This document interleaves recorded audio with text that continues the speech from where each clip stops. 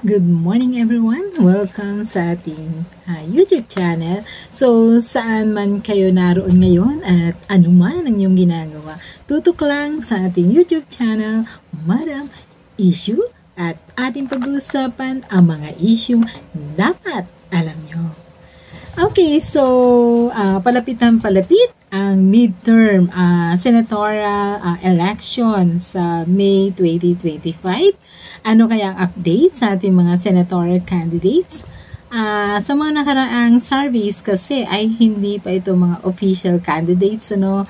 Pero sa kasalukuyan parang konti pa lang ang nagdideklara ng kanilang mga official candidates sa bawat partido. Parang ang Makabayan Black pa lang, no? Meron silang 10 official candidates na kanila lang idineklara. Okay, so ang admin, ang Maisog at maging ang Liberal Party ay parang wala pa namang gaanong binabanggit. Although ang admin ay meron ng isa, no? Isang official candidate. So ito ang kauna-unahang official candidate ng partido, si Bong Revilla Jr. Okay. So, sa ilalim ng Lakas CMP, o ang tinatawag natin Lakas Christian Muslim Democrats. Okay. So, alyansa para sa bagong Pilipinas, ang tinatawag nating Alliance for a New Philippines. Nakakapagduda lang ang Lakas CMP. So, hindi yung partido, kundi si Madam Gloria Arroyo. Kasi alam naman natin na siya ay taga-suporta, no, at tagapagtanggol ni VP Sara na sa kasalukuyan ay ang daming issue tungkol sa kanya. At nakikita natin kung paano niya to sinusuportahan. Yan. So, sa mga hearing sa House of Representatives, ayan, nakita natin, di ba? Kung paano niya pinagtatanggol ang ating VP Sara. Okay. Although, kasama ang party niya dito sa alyansa ni Pangulong Bongbong Marcos. Ayan. So, nakakapagduda lang.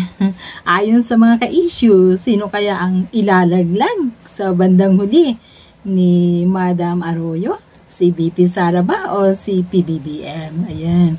So, sabi nga, we cannot serve two masters, no? At parang medyo mahirap. Ayon sa ating mga ka-issue, mahirap pagtiwalaan na si Madam Gloria Arroyo dahil meron na siyang trust issue, di ba? Di natin makalimutan ang Hello Garci scandal. Ayan, na nangyari before. Ayan.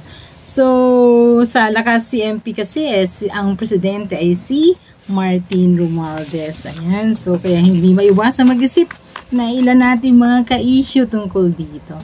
Okay. Ayon naman sa GMA News, tungkol sa Maisog, sa grupo ni former President Duterte, no?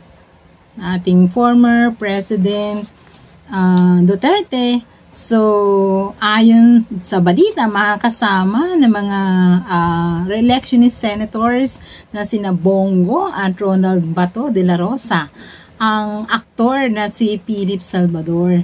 Yan. So, sa ilalim ng Demokratikong Pilipino, Lakas ng Bayan. So, lumalabas na sila ang mga official candidates ng grupo.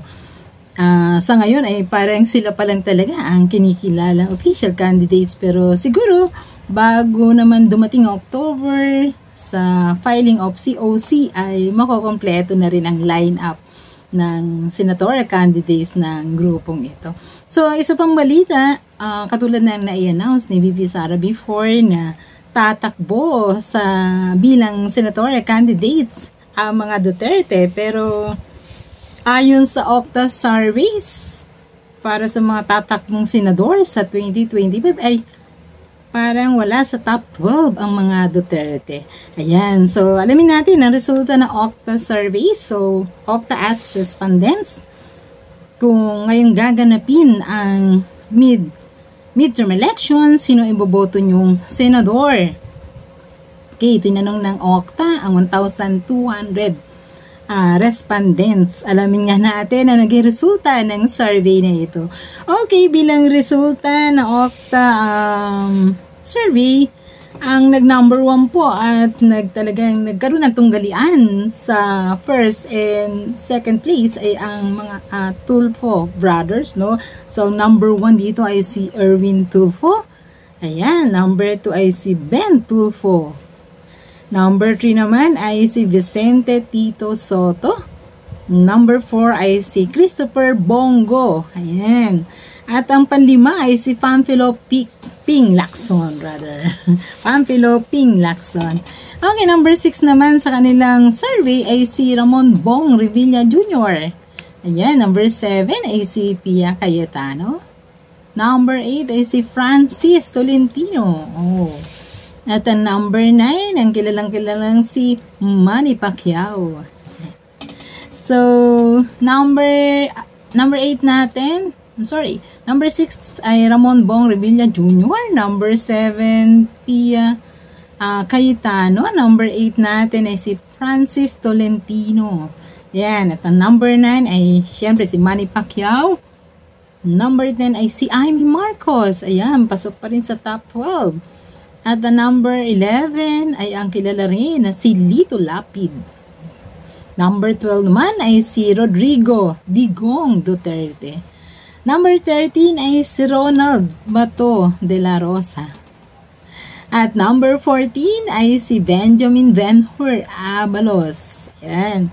Number 15 ay si Doc Willie Ong. Ayan, bigyan siguro natin siya ng maikling prayers, no? Dahil hindi madali ang kanyang pinagdadaanan. At alam naman natin na si Doc Willie Ong ay marami natulungan, di ba? Lalo sa kanyang medical vlogs. Ayan, so through prayer siguro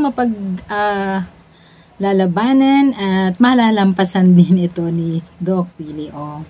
Okay, so number 16 natin ay Gregorio Gringo Onasan. At ang number 17 naman ay si Sebastian Baste Duterte. Ayan, number 18 ay si Abigail Abi Binay. At ang 19 ay si Paulo Pulong Duterte. Ayan, number 20 natin naman ay isa pang celebrity na sikat din, Willie Revillame. At number 21, Franklin Rodon. 22, Richard Dick Gordon. Ayan, at ang number 23 ay si Camille Villar. Ang number 24 naman ay walang iba kundi si Francis Kiko Pangilinan. At 25 ay si Bam Aquino. At pang 26 ay si Wilbert Lee. So, yan po ang listahan ng mga napiling senador ng taong bayan kung sakaling ngayong gaganapin ang eleksyon, no, para sa senatorial candidates. Okay, pero sa ngayon nga po ay iilan pala ang nilalabas na ng official candidates na mga grupo. So, para sa parating na midterm election. So, ang tanong, narito po ba ang inyong mga bet na senatorial candidates? O pumasok man lang sila sa top 12? Ayan. So, comment lang po down below sa inyong mga opinion. At kung pumasok nga dito ang inyong mga napupusuan na mga kandidato. So, ito po ang ating napag-usapan for today. Maraming salamat at kita-kits sa susunod nating talakayan. Maraming pong salamat. Good day.